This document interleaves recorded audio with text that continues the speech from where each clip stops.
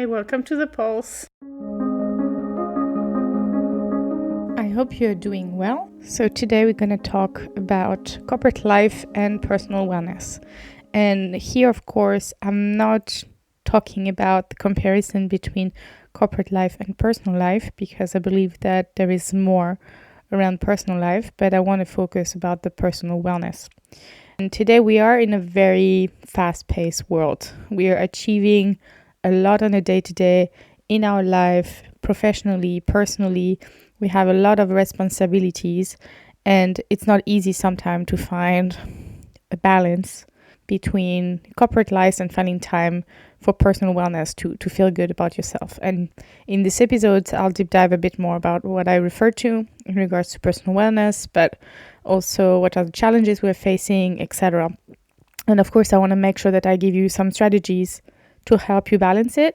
I have to say, and this is also why I'm doing this podcast, now this is the first episode, but I'm not perfect at all. I struggle very often with my own personal wellness, but I have also spent quite a lot of time understanding myself and finding patterns. So I also want to share how you can find your patterns, how can you adapt it, etc.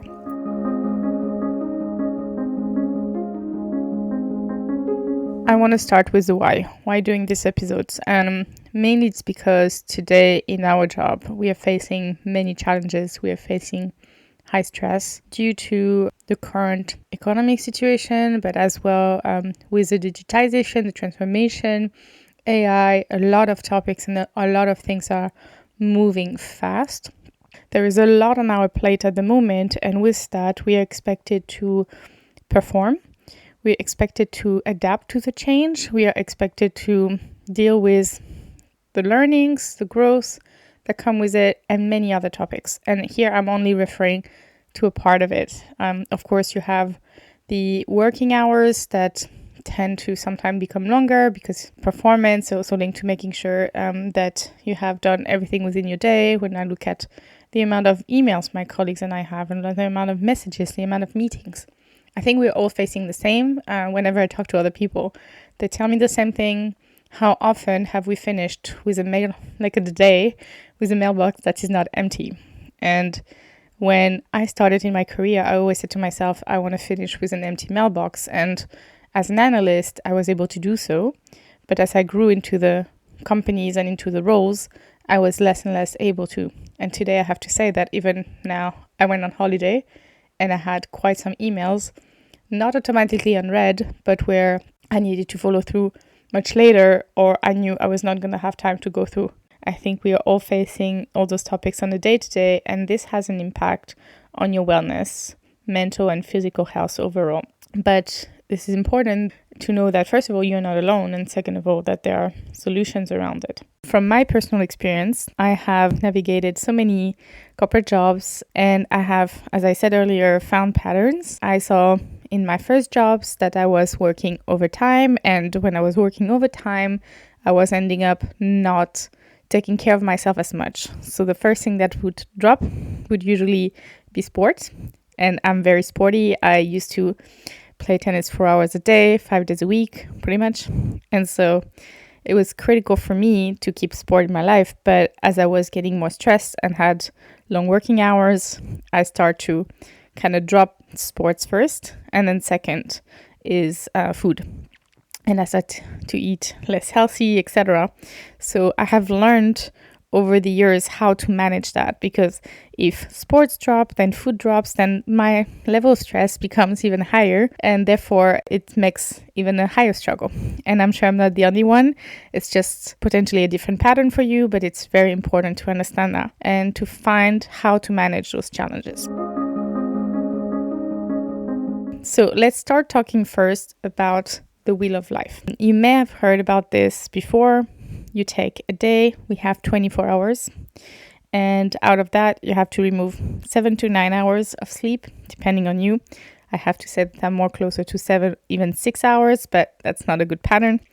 And then you have work. And again, 7 to 9 hours. If you're working part-time, of course, less, but you have to determine what those numbers are. And if you are working, let's say, 7 hours and doing 7 hours of sleep, that leaves you with 10 hours. If you're working 9 hours and sleeping 9 hours, that give you 6 hours. So basically you end up between 6 to 10 hours for all your personal life and your personal task. And of course, wellness needs to become a component as part of those remaining hours. We know you're going to have admin. You also most likely will have driving to work some days. You're going to have to go to the doctor, groceries, take care of the households, etc. So there is a lot of things that will remove some time out of your wheel. And it's important, however, to try to find a moment within that wheel for personal wellness. It's important to start with by really putting, even if it's 5 minutes, 10 minutes, in that wheel to put time for your personal wellness. And potentially, if you have not done that before, to start small and making it grow. So wellness is a holistic concept to encompass physical, mental, and emotional health. And that's why in this episode, I'm talking about wellness in general, because for me, it's very important that all three components are taken care of.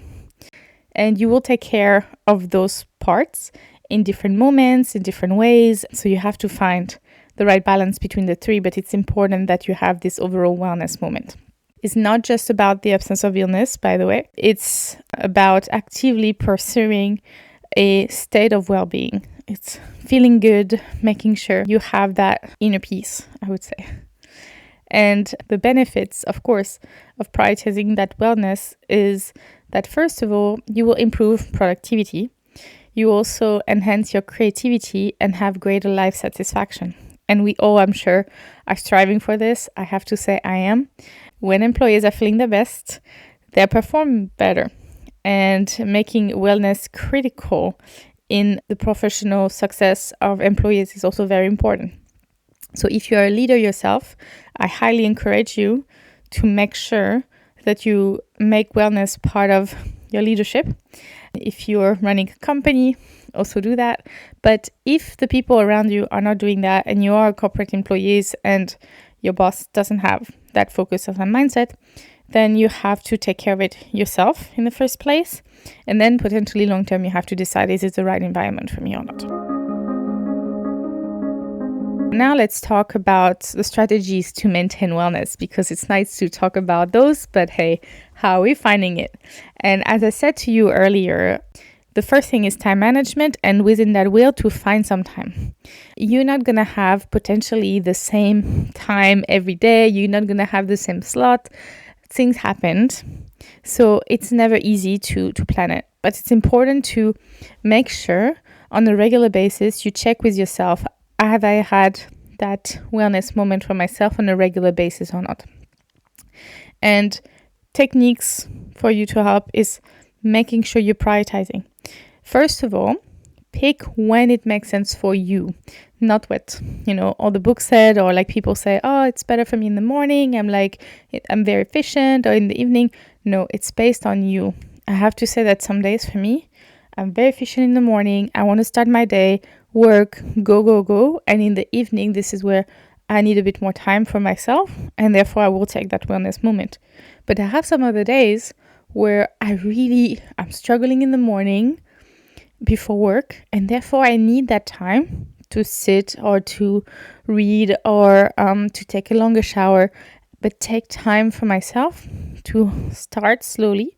So it's really depending for me on the moment. And I encourage you also to look at that from that angle. It shouldn't become a time like a task, a to-do. First, maybe you need to make it a little bit like a to-do so that you get used to it. But it shouldn't be about, making it to-do like a task. It needs to be something that makes you feel good. And then after that, of course, you have to understand what type of wellness moment are needed for you. We talked earlier, mental, physical, and emotional. And sometimes you can have some activities that give you all three. Sometimes that mean multiple activities. Sometimes some days you will prioritize one over the other. So it's about finding what works for you. For example, for me, I know that I have benefits when I do sports. So I run a lot these days. So physical and mental are highly driven by sports for me. So I usually take the time, and as I said, sometimes I run at 5 in the morning, sometimes I just cannot get up, and I run in the evening or in the afternoon. I have to say that I struggle to run over lunch, but whenever I try to find the time in my calendar. And again, I don't run every day, so I run about 4 times a week, 5 times, but I make sure that I run on a regular basis, so I have this physical element. And then for my mental and emotional, I mean, my mental, I said already with sports, but on the other days when I don't do sports, I still need that mental moment, and I definitely need my emotional health. And with that, different techniques. Sometimes I try to meditate, not perfect either in that regards, but I try to, or I read a book, or I watch a movie, sometimes a very silly movie, but something that helps me like take care, or sometimes I call a friend. I've also decided quite a while ago to always do something for me. And that is like clear that it's not about am I doing sport for doing a race, or I'm reading this book because I want to discuss it with a friend. Then that's part of it is for me, but it's not only. There is a second reason behind. So what I always try to do is do one thing for me per day. And that could be listening twice to my favorite song. It could be eating that candy that I wanted to, or whatever else. So also take that time, that moment for that. That would be my advice. So overall, incorporating self-care routines into your daily life is essential. So again, look at exercising, healthy habits like eating, meditating, etc. But ensure that it's adequate to you. And also what is highly recommended based on a lot of things that I read where I have not touched in that episodes, because I think I'll have to do a different episodes. As for me, it's a high struggle, is sleep. Make sure you have adequate sleep. And I would really encourage you. I see the impact for me between time where I am working and even during weekends. But then when I am on holiday, then it's a lot better. I catch up on sleep and I see the difference in my body. So I would highly recommend sleeping. And yeah, it's necessary overall all this to take care and maintaining your energy. Self-care is not selfish. It is important in order for you to be more focused and more present for people in your career and in your personal life. One thing I want to touch on is mindfulness and stress management.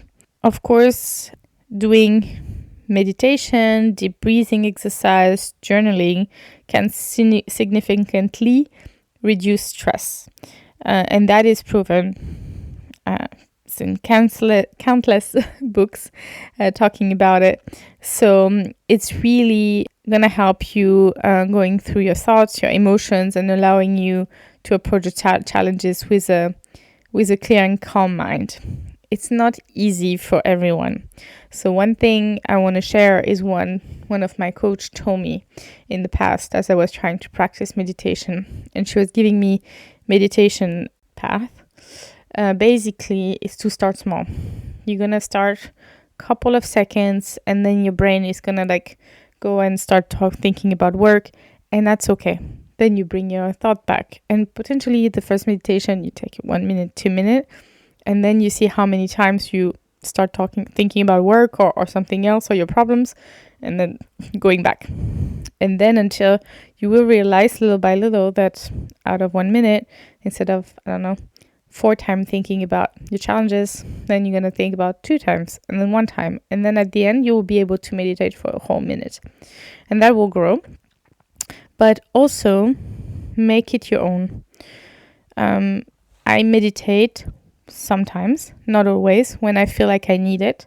So I would also highly recommend to make it not a task. It's about what you need, and that's it. Another topic that is literally part of this subject is around company culture. And it is critical today in 2025 that the company culture has a component around wellness and well-being of their employees. I truly believe that. And I think I would struggle if my company was not making it a priority. But I have seen multiple formats of what people consider to be wellness. And actually, I even I've seen in multiple startups, for example, where the company cultures included ping pong tables or free snacks or whatever else, or team event, etc. And this is not related to wellness at all. This can be perks that you can provide. This is a decision for yourself, but this is not a culture around wellness. This is not the proof of it. And where you will see the component around wellness coming is when companies clearly promote flexible hours, but also actually do it. That there is a feeling that people can truly adapt to self and be flexible in their agendas, but also there is no fear or no feeling that other employees or bosses, etc., will have words or say something around those decisions. So that's one topic. Of course, there are more around stress management, around proposing different training, for example, around wellness. There is more to it. But overall, what is critical is to have an environment that allows you to feel well and balanced every day. And you have to be critical to see if you have that. One component, of course, is going to be, is it you that is creating potentially an unhealthy and not well environment because you create your own stress or some other things, and that can happen. And I have to say also that sometimes I've had leaders that would tell me, hey, you can relax, hey, no worries. But for me personally, I have this feeling that I want to accomplish things, and therefore it can have the reverse effect. So even though the company or the environment does not show this want or specific, path, I tend to potentially be myself creating myself this environment. But if you're not, it's important to understand, are around you, the employees, the people, your bosses, HR, creating an environment for you that makes you feel well or not? And if this is not the case, I would highly recommend for you to find something else if you can, or to find a solution, talking also to some people around you in order to create that safe space and safe environment. I've had friends telling me that if they leave at 5 p.m., they are being told, oh, are you taking your afternoon? This is not okay in 2025, because potentially you needed to leave early, and potentially it's not early if you came in at 8 a.m. So it's really depending on you, and you shouldn't feel any pressure around how you're managing your time, how you're managing your wellness. If you need an hour and a half lunch because you need to do sports, or you want to meditate for 10 minutes and have time by yourself and not have lunch one day with your colleagues, there should not be any judgment, and you should feel comfortable around that. And I really, truly encourage you that if this is not the case, if whatever wellness and the areas feels good for you, you're not able to have those moments around work or feel less stressed or less worried, then I would highly recommend to look for a solution or potentially get out. And I know this is strong words, but this is important to know that you need to take care of you first before anything else. So I know those last words were quite harsh, but I wanted to make sure that you all understand that it is critical to own and take care of yourself as a number one priority.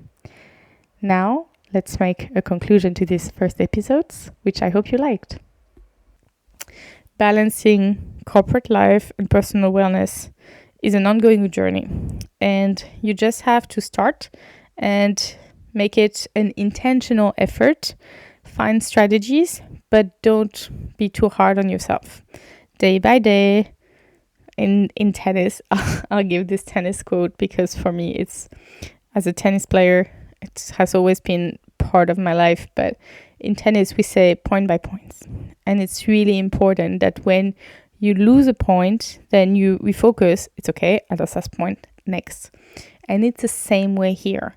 Maybe one day your wellness will not be so great. It's okay, next point. That doesn't mean you lose the match. And I have to say, here, think it the same way. Day by day, find intentional actions to help you there. Prioritize it, manage your time effectively to allow for time for this, and foster a supportive work environment as a leader, as an employee also within your group. Make sure you help each other having the right wellness. Corporate employee can achieve a fulfilling and balanced life. This is definitely possible. And I really encourage you to take care of it. And as I said, remember, small steps can lead to significant changes, and it's never too late to start prioritizing your well-being. I am on that journey. I'm halfway through, I have to say, maybe not even halfway through. What am I saying? I'm also on this journey. It's definitely not easy. I still make mistakes, but I see improvements every day. And I really highly encourage you to keep going and do your best. That's it for today. I really hope you like this episode, and I would much appreciate if you do so, that you like it, put some comments, and also share with your friends, colleagues. I will put in the description how to connect with me, how to keep in touch, also through social media, and I wish you all a very nice day. Bye!